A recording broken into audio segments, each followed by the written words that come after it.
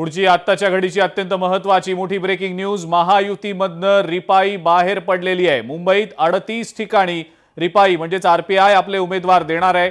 उरलेल्या ठिकाणी मात्र भाजप आणि शिवसेनेच्या उमेदवारांना आरपीआय पाठिंबा देणार आहे। आरपीआय अध्यक्ष रामदास आठवले यांनी या संदर्भातली घोषणाच करून टाकलेली आहे। 38 ठिकाणी मुंबईमध्ये आरपीआय आपले उमेदवार देणार आहे। उरलेल्या ठिकाणी शिवसेना आणि भाजपच्या उमेदवारांना आरपीआय पाठिंबा देणार आहे। मात्र ज्या जागा आरपीआयला हव्या होत्या त्याची संख्या जास्त होती, तुलनेने त्यांना कमी जागा सोडल्या गेल्याचं समोर आलेलं होतं आणि म्हणूनच आरपीआयने मुंबईत 38 जागा लढवण्याचा आता निर्णय घेतलेला आहे। चेतन ननावरे आपले प्रतिनिधी या संदर्भातली अधिक माहिती आपल्याला देत आहेत। चेतन, आरपीआयने 38 ठिकाणी उमेदवार उभे केल्याचं स्वतः रामदास आठवलेंनी जाहीर केलंय। निश्चितच अजिंक्य, कारण ज्या प्रकारे या जागा वाटपाचं चित्र होतं, आठवले गट सातत्याने आक्रमक होता आणि आज अखेर रामदास आठवले यांनी सांगितलेलं आहे, आम्ही युतीतून जरी बाहेर पडत असलो तरी 38 जागांवरती आम्ही उमेदवार देत आहोत। मात्र उरलेल्या ज्या जागा आहेत त्या जागांवरती मात्र भाजप आणि शिवसेनेच्या उमेदवारांना आरपीआयचा पाठिंबा राहील। मात्र उरलेल्या 38 जागांवरती रिपाई आपले उमेदवार जाहीर करेल।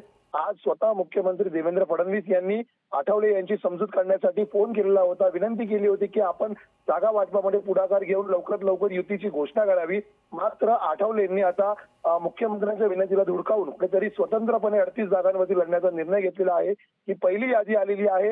आज सायंकाळी 5 वाजेपर्यंत नेमके किती उमेदवार आरपीआयचे अर्ज भरतात हेही पाहणं महत्त्वाचं असेल। मात्र दुसरीकडे आता उमेदवारी अर्ज घेताना मागे घेताना कुठेतरी रिपाई पुन्हा भरलेले अर्ज मागे घेणार की आपल्या 38 जागांवरचे उमेदवार कायम ठेवणार हेही पाहणं तितकंच महत्त्वाचं असेल। अजिंक्य, ठीक आहे चेतन, धन्यवाद। सविस्तर माहिती आपण दिली त्याबद्दल। अपडेट्स या संदर्भातल्या तुमच्याकडनं घेतच राहू। पुढची आणखीन एक ब्रेकिंग न्यूज बातमी नागपूर मधली आहे। धर्मपाल मेश्राम यांनी भाजपकडनं उमेदवारी अर्ज दाखल केलाय। प्रभाग 26 मधनं भाजपकडून त्यांनी आपला उमेदवारी अर्ज दाखल केलाय। नागपूर शहरात नितीन गडकरी आणि देवेंद्र फडणवीसांच्या नेतृत्वात झालेल्या विकास कामाची पोचपावती जनता मतदान रूपात देऊन विजयी करेल असा विश्वास देखील त्यांनी व्यक्त केलाय।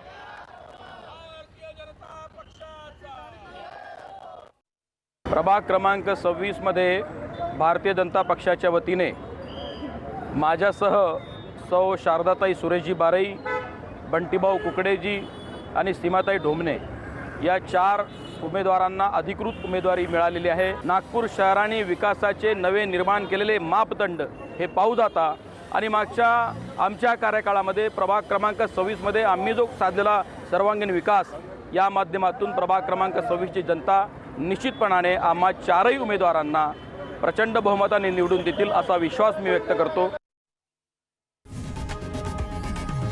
लोकशाही मराठी ऐका, पहा, जागरूक रहा।